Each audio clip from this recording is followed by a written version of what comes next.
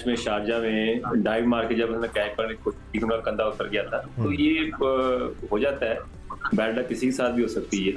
तो ये तो सबके साथ ऐसे ही है। हारिस जिस तरह की बॉलिंग करवा रहे थे, तो मैं समझता हूँ कि वो भी बड़ा अच्छा उन्होंने फील किया होगा कि अच्छा है, चलो बाकी मैचों में बॉलिंग नहीं करानी पड़ेगी, मारनी पड़ेगी, तब तो रेस्ट करके आएंगे, उसके साथ बेहतरी आ जाए। यार आप उनकी खिंचाई कर रहे हैं। सितारा गर्दिश में दानिश के उनका बिल्कुल। सेंट्रल कॉन्ट्रैक्ट चला गया, अभी अनफिट हो गए, बॉलिंग भी अच्छी नहीं हो और रही। उससे पहले भी वर्ल्ड कप से लेके अब तक का कोई इतनी ज़्यादा अच्छी बॉलिंग करते हुए नज़र आए नहीं हैं हारिस रऊफ। इकोनॉमिकल नहीं रहे हैं, बहुत ज़्यादा रन्स खाए हैं। बट कायनात, things like these can be a blessing in disguise, but Lahore के लिए शायद ऐसा नहीं होगा बिकॉज ऑलरेडी स्ट्रगल कर रहे थे वो। जैसे सिकंदर ने कहा, रिप्लेसमेंट बड़ी मैटर करती है।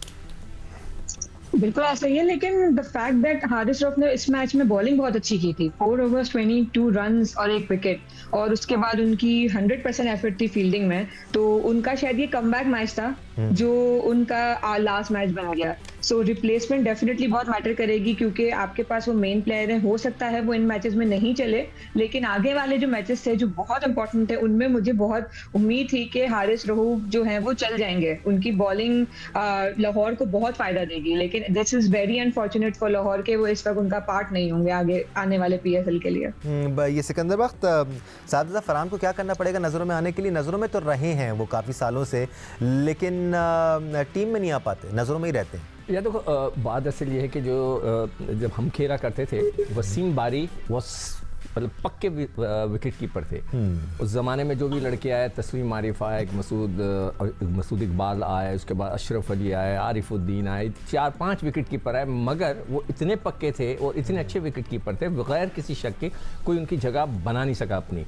इसी तरह इस वक्त हमारे 2 ओपनर इतने तगड़े हैं जो हर मैच में रन्स करते हैं। वो अलग बात है कि हम टाइटल नहीं जीते हुए, उस मौजू पे मैं नहीं आना चाहता। हर मैच में भी खैर रन नहीं करते, मगर T20 में। हाँ, T20 ओके, आप रिजवान और बाबर की बात कर रहे हैं। हाँ, वी आर टॉकिंग अबाउट, हाँ, बाबर और इरफान भी T20 में इस वक्त, फरहान भी T20 में 350 कर चुका है, वो बहुत अच्छा खेला। और फिर अलग जंग भी लड़ी हुई है, उधर साइम अयूब भी नॉक कर रहे हैं काफ़ी ज़ोर से। तो यार इस से ना वो जगह नहीं बन रही उसकी, या तो मतलब कोई जगह क्रिएट हो जाए तो शायद वो अंदर घुस जाए फिर। बट मैं बाकी लोगों से भी जानना चाहूँगा, what's the right thing to do?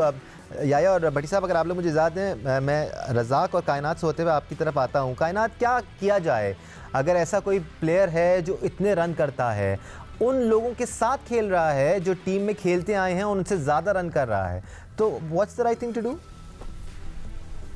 I think के चांस देना चाहिए डेफिनेटली, क्योंकि आपने सीनियर प्लेयर्स के होते हुए ही जूनियर्स को ग्रूम करना है, क्योंकि वो उनके अंडर सुपरविजन में खेलेंगे तो ही परफॉर्म करेंगे। हो सकता है कि उनको पूरी सीरीज ना दे, लेकिन उनके साथ साथ उन्हें खिला के 2 मैच 3 मैच देकर, so that they get ready, क्योंकि जब उन्हें अकेले खेलना हो उस प्लेटफॉर्म पे, so they are already ready to handle all the pressure alone. तो आई थिंक डेफिनेटली यहाँ से 1-2 प्लेयर्स को चांस देना चाहिए जो कंसिस्टेंट परफॉर्मेंस दे रहे हैं एटलीस्ट, क्योंकि जो फॉर्म होती है उसको उसी टाइम यूटिलाइज किया जाए पाकिस्तान के लिए, तो वो ज्यादा बेहतर है। बिल्कुल बिल्कुल। और अब्दुल रज़ाक, अब तो जूनियर भी नहीं रहे साजिदा फरहान, 4-5 साल से नॉक कर रहे हैं और नाम भी आया इनका, कंसिडरेशन में भी रहे, लेकिन टीम में आकर भी बाहर चले जाते हैं। देखिए दानिश, सीधी बात है, 2019 में या 2020 में जब ये T20 शुरू हुई, जो एक डोमेस्टिक का स्ट्रक्चर चेंज हुआ था, तो उस वक्त जो चीफ सिलेक्टर थे, तो उन्होंने उनके प्लान के मुताबिक साजिदा फरहान T20 में एडजस्ट नहीं होते थे, तो रिजवान को प्रमोट किया गया और उसके बाद फिर साजिदा फरहान पे ये टैग लग गया कि ये T20 नहीं खेल सकते। पर उसके बाद मैं समझता हूँ पिछले साल के बाद उन्होंने जो इम्प्रूवमेंट की है साजिदा फरहान ने, और मुझे बड़ा इम्प्रेस किया इसने, क्योंकि ये होती है असल बैटिंग। और बाबर को सीखना चाहिए कि जब आपका 50-60 अपना हो जाता है, तो उसके बाद जो आखिरी ओवर होते हैं उसमें आपको ये एबिलिटी होनी चाहिए कि आप खड़े होकर छक्का मार सके। तो साजिदा फरहान ने शो करके दिखा दिया है कि उसकी फिटनेस लेवल चेक कर लें, पहले ओवर से लेकर 20 ओवर तक उसकी फिटनेस लेवल बहुत अच्छी थी, और जिस तरह की उसने आखिरी ओवर में हिटिंग की है, सेंसिबल हिटिंग की है, अगर ये चीज बाबर आजम में डेवलप कर लेते हैं तो बाबर आजम इससे भी अच्छा परफॉर्म कर सकते हैं। भट्टी साहब, आउट ऑफ द बॉक्स सोचना पड़ेगा। पिछले दिनों भी अब्दुल रज़ाक कह रहे थे कि अब आप उसी तरह से फैसले करते रहे जिस तरह से आप पिछले 4-5 सालों में करते आए हैं। नाम बड़े हो रहे हैं लेकिन टीम जीत नहीं पा रही है, तो ये प्रॉब्लम है। सोल्यूशंस आपके सामने हैं, साहिबजादा फरहान जैसे लोग जो परफॉर्म करते आ रहे हैं। देखिए दानिश, हमने अभी न्यूजीलैंड में जो साहिबजादा फरहान को खिलाया हमने मिडिल ऑर्डर में खिलाया, बेसिकली डोमेस्टिक में हमने देखा है वो ज़्यादातर इनिंग्स ओपन करते हैं जी। तो अब पहले तो हमें ये तय करना है कि अच्छा पॉइंट है ये, बहुत हमें अच्छा उन्हें point। खिलाना किस पोजीशन पर है। फिर अभी एक और जो पाकिस्तान टीम में सिनेरियो क्रिएट हुआ है कि मोहम्मद हफीज़ अब पाकिस्तान टीम के डायरेक्टर नहीं है, नए डायरेक्टर की तलाश है। अप्रैल में न्यूजीलैंड की टीम आ रही है, मेरा ख्याल में न्यूजीलैंड की टीम में जब नए हेड कोच आएंगे और मोहसिन नकवी साहब भी अब एक आध दिन बाद फिर फुल फ्लैज पीसीबी में आ जाएंगे, मेरा ख्याल में जो न्यूजीलैंड के मेन प्लेयर्स तो आईपीएल में होंगे, वो भी अपनी दूसरे दर्जे की टीम भेजेगी।